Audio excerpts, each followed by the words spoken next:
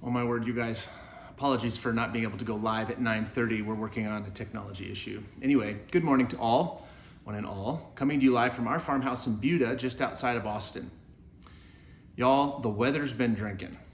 I mean, it's been drinking for days now down here, and it's acting all kinds of foolish. There's nothing we can do. What can I tell you? Oh wait, I'm supposed to switch hats right about here. I can't preach in a winter hat. Anyway, if you're watching from Indiana or Iowa, send the plows. We might not survive this mercury drop. Lows of 2 degrees tomorrow equal the end of life on planet Earth, at least in Texas, which I'm pretty sure is about half of planet Earth. I mean, we were riding motorcycles last week. It hit 85 degrees. Life was perfect. But it's all over now. We've lost the battle. This might be our very last transmission. It's been a fun run.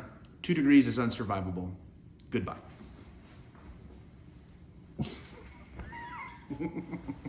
I don't know why it's so much fun to horse around on a Sunday morning, but we're trying to make the best of it down here.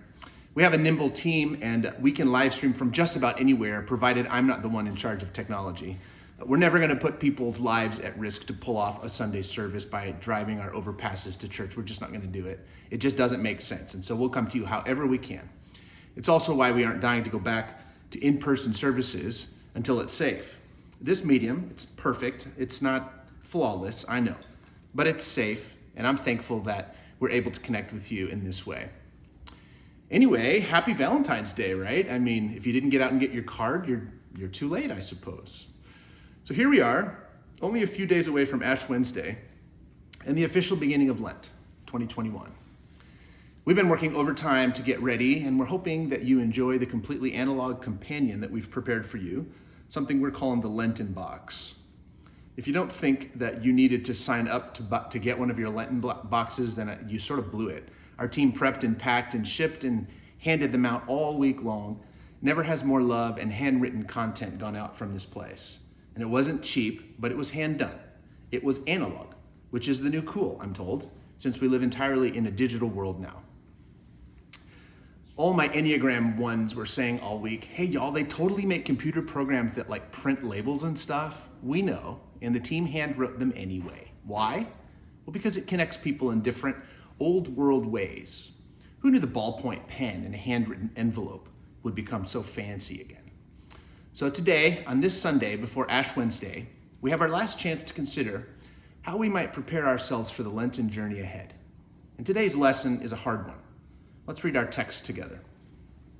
It comes to us from the book of Mark, chapter 9. And I'll just give you a second to grab your Bible. It won't be on the screen.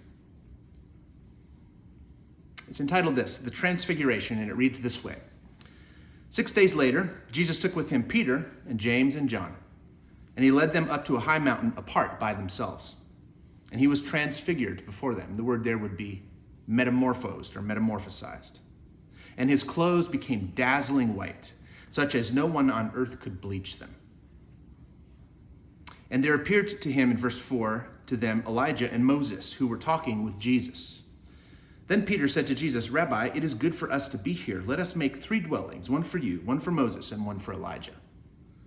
He did not know what to say, for they were terrified, which is interesting because he just said something. That's interesting to me. Verse 6. Verse 7. Then a cloud overshadowed them, and from the cloud there came a voice. This is my son, the beloved. Listen to him. Suddenly, when they looked around, they saw no one with them anymore, but only Jesus. As they were coming down the mountain, he ordered them to tell no one about what they had seen until after the Son of Man had risen from the dead. So they kept the matter to themselves, questioning what this rising from the dead could mean. Mark 9. I was once known as the greatest living bleach magician on earth, briefly, and only by the neighbor boys. Trey, I don't have football analogies. I have football analogies. I say I don't have personal football stories like you do, except this one. Y'all remember elementary school football, right? Shrimpy little pub knucklers running around in helmets that smell like cheese, helmets that were almost always too big. And those uniforms, those cool pants, complete with those little slots where the pads slid neatly into place. Heaven on earth for a little boy trying to be Jim Brown. Well, the coaches handed out those hand-me-down uniforms a few days before the first game. and they made us swear not to get them dirty before the first game. All we were supposed to do was stare and drool and wait really hard. But I'd seen my mom wielding the dark arts of bleach before. I mean, what could go wrong if we suited up and took a few snaps with the neighbor boys in a grass lot before the game? Grass stains, that's what could go wrong. Anyway, I told the neighbor boys, don't worry, fellas, take off those pants. I'll handle the rest. So I poured an entire gallon of bleach into a bucket and let those bad boys soak all night. Didn't add water, no dilution whatsoever. Straight bleach, y'all. What could possibly go wrong? Well, the next morning, they were like the clothes of Jesus in the Mount of Transfiguration, dazzling white, cleaner than any launderer on earth could get them, whiter than Rod Ponton's kitten filter that everyone saw on YouTube this week. And those polyester pants, they pulled apart. Literally, they disintegrated when we tried to pull them on the day of the game. After a whole night in straight bleach, it's as if they were made of string cheese. I still don't know how that East Tennessee Pee Wee League football coach didn't kill me with his bare hands back in 1983. They take football seriously up there in them hills, as you know. Anyway, that word bleach in our text today took me way back, Trey. I couldn't not share that little story. My apologies. And that story has absolutely nothing today to do with today's passage. That was for free. Halfway between Jesus' baptism and his crucifixion, Mark records what he recalls from the Transfiguration, this odd little mountaintop story. You should be aware that this is all hearsay, entirely secondhand information, but it turns up identically in both Mark and in Matthew, verbatim, word for word, which almost certainly means that they were both quoting a secondary source. It turns up in Luke 2, but with slight variations. Tradition says that John was actually there, John, the one who wrote the fourth gospel, but he didn't write about it at all. We think someone tried to capture all the sayings or teachings of Jesus at some point. It's conjecture, but we call that lost document Q for quotations. What we know is Jesus didn't seem bothered to record any of this himself. He trusted the oral tradition. But where the gospel writers coincide word for word, it feels safe to say they were quoting someone else that they trusted. It's a strange story, really. What happens on that mountain? One that painters who love yellow and white and orange paint love to depict. One of the strangest elements in the story to me is that Jesus asked the three who were there, Peter, James, and John, to keep this a secret till after the resurrection. He did that often. I've always wondered why. I don't have an answer for that, by the way. Anytime a voice can be heard from heaven, anytime the unseen world makes itself audible in our concrete world of particles and waves, and our text records it, we should pay close attention. And this is one such case. Peter, James, and John were told, this dude is my son. Listen up. Which is to say, believe what he's telling you to believe. Great. Emphasis added. But what is God telling them to believe or accept exactly? Well, the clue is in chapter 8.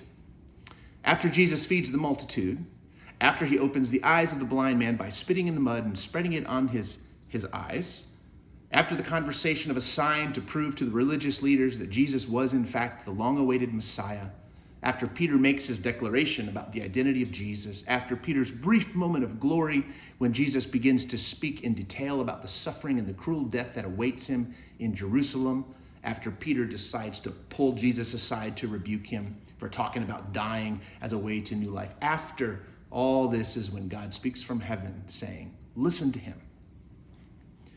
Imagine taking a man who just fed every single soul in sight with the meager provisions stolen from a peasant lad. Imagine taking this one who spoke with authority and healed the blind man. Imagine taking him aside and rebuking him, saying that suffering couldn't possibly be part of the future. You have to admit, Peter had guts, and his guts earned him the Top Gun leadership position of the early church. But not until after it earned him these words from Jesus in front of his friends, for refusing to make room for suffering and death as a way forward. Get behind me, Satan. That's what Jesus tells him. In context, Mark 8, 31 through 33 reads this way. Then he, Jesus, began to teach them that the Son of Man must undergo great suffering and be rejected by the elders, the chief priests and the scribes, and be killed, and after 3 days rise again. He said all this quite openly, and Peter took him aside and began to rebuke him in verse 32. Verse 33. But turning and looking at his disciples, he rebuked Peter and he said, "Get behind me, Satan, for you are setting your mind not on divine things, but on human things." That's right. He calls him Satan. For what? For refusing to accept the downward way as the way of liberation and freedom. For rejecting the path about which Simeon prophesied that this man would experience a falling that would then be followed by a rising. So when Peter, James, and John accompany Jesus to the Mount of Transfiguration, and God reminds them to listen to my boy in whom I am well pleased, I think this might be what God is referring to. If Jesus predicts suffering and death, and if he accepts it as God's plan of redemption, then he expected them to go along too. We aren't told in the book of Mark why a criminal's death is integral to the mission. I mean, if I was Peter, riding on the buzz of acing that surprise pop quiz on his mysterious identity in front of all my pals, I would have questioned the logic of falling and dying and suffering too. The suffering bit was a deeply confusing part of the new world anchored in love that Jesus was building. It's as counterintuitive now as it was back then. In fact, Mark even hints at the possibility that Jesus himself wasn't sure how to make sense of it when he records what we call the dereliction cry from the cross, where Jesus wonders out loud why God had forsaken him. You could read that text and surmise that at that specific moment of bodily pain and mental anguish, Jesus himself wondered about the logic of the downward way too. That's a fair take. Jesus' devotion to love and his liberating message of mutual empowerment was just the sort of message that would get a man killed. His disciples should have seen this coming. Institutions of fear and power and violence and oppression would have to crush the body of this nonviolent ringleader named Jesus, or else they might just lose their grip on the crowd. They resisted this resistance, this rabble that loved this rabbi. They maintained their grip, but they lost the crowd's imagination forever. Jesus died the kind of death that someone who talked like he did, to whom he did, could expect. For whatever reason, the disciples, or at least Peter, were struggling to make room in their minds for this kind of suffering as the natural consequence of setting someone else's captives free. You see, you can turn your own stuff loose and folk just think you're crazy, but if you set your neighbor's slaves free, you're spoiling for a rumble. Jesus was liberating people who were captives to systems built on their patronage and support. He collapsed their long con. He turned on the lights by reminding us who we always were, what was always true, and it got him killed. If the disciples were listening, they could have connected the dots, but they apparently weren't, which is why God reminded them. So powerful. And at this point in the book of Mark, which is another way of saying at this point in Jesus' public ministry, he needs to cement his identity. He needs to speak as clearly as possible so they can understand what was likely to happen next. That after all, as is the context of chapter 8 of Mark and the whole exchange with Peter. So he pulls the leaders aside, Peter, James, and John, and he teaches them a private lesson. It was time to be crystal clear, which is when Moses and Elijah make their cameo appearance. These two ancient fellows might not mean a ton to you and me, but they represented something very specific and very powerful to these three dudes on the mountain that day. Moses represented the law, and Elijah represented the prophets. Mentioning the law and the prophets was like grabbing a cable with 480,000 volts in the mind of a first century Jew. This was everything. For the record, we've distinguished between power and authority in the last few weeks. Standing next to Moses and Elijah was pure power in the minds of those in attendance. This bleach show, this power team demonstration, this light bath with lasers and clouds was unmistakable.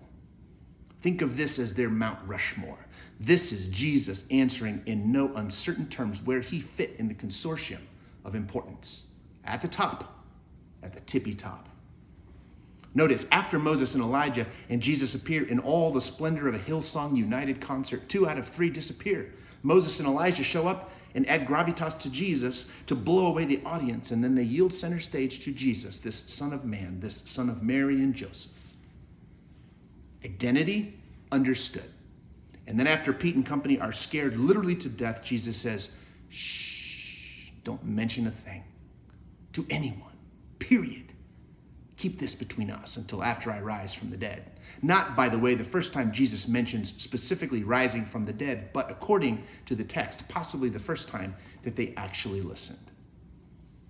which could be a way of saying, all this glory and all this majesty and all this historic reference, all this power and good stuff, don't hang on it, not yet, not until after all the suffering, until after the great shedding, until after laying it all down. This could be a way of saying there will be no room to hold on to any of this until after the loss and disappointment hollow out a deep enough place inside you for you to walk in the truth of who Jesus is, who we are becoming. You see, we share, after all, a common identity with Jesus. Go back and listen to last week if that thought confuses you. This little experience was proof that Jesus was a great man. This was also a very strong clue about what might happen next. Remember, Pete and crew knew all too well the fate of Moses and the prophets. Moses never set foot in the promised land, and most of the prophets were murdered, basically. If Peter still wants to insist that down cannot possibly lead to up, he's in trouble here. Moses literally walked in circles for 40 years with complaining, whiny wanderers in a forest preserve that only needed 11 actual days to cross. Talk about suffering. And the prophets? This elite club paid with their lives for the messages they spoke. You see, there was no other way. Suffering and death were always the way. And surprisingly, these disciples, barely surviving the bleach show, terrified for their lives, decide that they want to stay put. They want to live here. They want to pitch tents for all three, Moses, Elijah, and Jesus. They like this spot. Forget going down. Forget the rest of the merry band of early adopters. This is good enough. So they propose the best church growth strategy ever. Find the glory and build a gorgeous facility. Build a yurt. Pitch camp. Stop all this tedious wandering. Halt, stay, says Peter. Drop anchor. Lay some roots and build a proper world ministry headquarters. Of course they proposed this. I think they were hoping Jesus would do something like this in the first place. Something glorious, something amazing. But they had a few things to learn yet. He said die, but they said live. He said cross, but they said crown. He said Jerusalem, but they said nonsense. This mountaintop is way better. I mean, the views, the glory, all the shiny stuff. We stay, says Peter. But Jesus not only disagrees, he forbids them from even bragging to the others about what they had just seen. Isn't that the worst? When you see something extra juicy, something that locates you right at the epicenter of power and influence, but you can't say a word about it to anyone.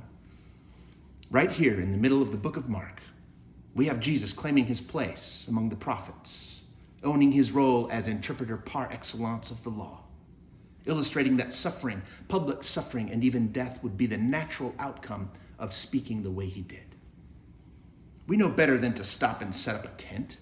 Things that don't move die. We know that to follow Jesus is primarily a commitment to keep traveling no matter what, just keep moving, one foot in front of the other. And this revelation, this unmistakable inclusion of the suffering and loss, integral to the story of rising, this message reinforced with the booming voice of Morgan Freeman in the clouds is so terrifying to Peter and his friends that they are told not to say a word, possibly because the others just weren't ready. Was it the bleach and the lights that terrified them? I don't think so.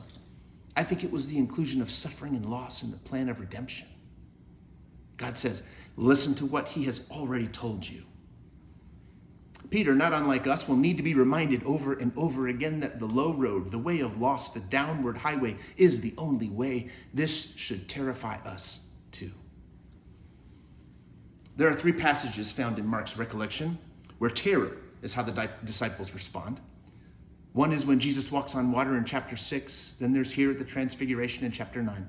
And then when Mary Magdalene comes running, announcing to the others that he had risen from the dead in chapter 16. These are not, hey, fear not, friends, material. These are about sheer terror. But not just the kind of terror that makes you wonder if you'll survive. Terror that renders you speechless. Look at all three contexts. It says in all three that the disciples could not speak. That's how scared they were. Jesus had already announced how and when he was to suffer. He named it death on a Roman execution stake. Crucifixion was a ghastly affair, as you know, and everyone knew it at the time. It was a bodily ordeal meant to spark shock and horror, and it worked. When Jesus announces that he would have to pass through crucifixion, terror shivered up and down the spines of his followers. Running away would have been perfectly understandable, which they all would do in their own way by the end of the story. Jesus' followers, 3 times in chapter 14 alone, take flight. They take the run for your lives option. Fleeing was a reasonable response, and they often did, as do we, and it's okay. This is a hard teacher to follow, a hard teacher with a very hard teaching. Now you say, preacher, what a downer of a message today. Thanks a lot. After a bummer Super Bowl, then we get an ice age, and now this, a downer message on Sunday morning. I don't make up the story, but I can help us find the good news in it. Here's the thing. The gospel in here lies in the hope of resurrection. You see, we will rise, every last one of us, no exceptions. That's not in question. Lent will remind us together that even the least expected things will, if we stay moving, take us home, all the way home. You see, friends, the unexpected sufferings hollow us out. They empty us. And being hollowed out is another way of describing being set free. There's nothing inherently redemptive in pain and suffering unless it reveals something that was true all along. That we are eternal expressions of God's becoming, of God's unfolding, of God's commitment to redeeming all things. We're about to make the shape of the cross on our foreheads with ashes, the charred remains of last year's hosannas. But ashes represent so much more than loss and death, as you know. Ashes make fertile soil in which to grow new things. These 3 disciples had a hard time letting go of the glory of this moment that they had seen, and it seems, alas, that they are just like us. We struggle to let go of something even when reminded that something far better, something bigger, in fact, total liberation of all things will be the result. Even still, we struggle. But let go we must. We were born to. You know you cannot freeze forward progress. You know this. You know you cannot stop following Jesus when you're on the top of the mountain. You know that the going will get tough and that that's when it matters most that you lean in and push forward. You know that. This will be the last time we pray together before Ash Wednesday. And I wonder if your heart could make your mouth shape these words. Yes, Lord, lead us now. I wonder if you would just whisper that in your own heart and in your own mind. Yes, Lord, lead us now. Say those words. Yes, Lord, lead us now. We set aside our resistance and trust in you completely. We trust the wilderness. We trust the suffering. We trust you. In your name we pray. Amen. A couple of announcements before we go off the air here. Stay tuned for new times to pick up your Lenten boxes. With the Ice Age arriving in Central Texas, we can't do that today. Just stay tuned to social media. We will let you know. We'll do it when the weather allows us to do it safely. Also, there's no magic in Wednesday. We're panicked because we have ashes included in the box that you're going to do this whole thing on your forehead with. It's okay. There's nothing magic in the day Wednesday. So when you get your box, even if it's after the fact, which it likely will be, we can still do this ancient Christian tradition together. Also, don't miss our Ash Wednesday transmission. We shot that in the Greenbelt several days before the Ice Age killed all the trees in Texas, and so we got that live. That will come to you on Wednesday. You don't want to miss that. We'll post it Wednesday sometime in the morning. It'll be brief. It's our very first pass at something like that. Sarah Kemper produced it, and it features a brief reflection by me with readings by Clyde and Sweet Nora, and a poetry reading by Sam. So I'll close us out today with a benediction from our very own Madeline Mosk. And she writes these words, thinking of ashes. To the church who's afraid of what's to come, when I was 14, my house almost burned down. We saw the wildfire licking at the limits of our backyard as we left and spent 7 days certain of what we'd lost. When the evacuation order lifted and we drove with held breath down our driveway, we saw a house and we saw nothing else. The forest that I had called my friend was gone, replaced by smoldering stumps and blackened twigs. It felt like nothing could ever live there again. But that was 10 years ago now. And some of the saplings are 12 feet tall and the land is brilliant and green and alive. I think one of life's favorite things is to grow in places we've deemed impossible. A burned out forest, a year-long pandemic, or the body of a crucified Savior. This, of course, is a metaphor. Those trees are every hope you've convinced yourself God could never revive. Go in peace today. We love you, and we will see you Wednesday.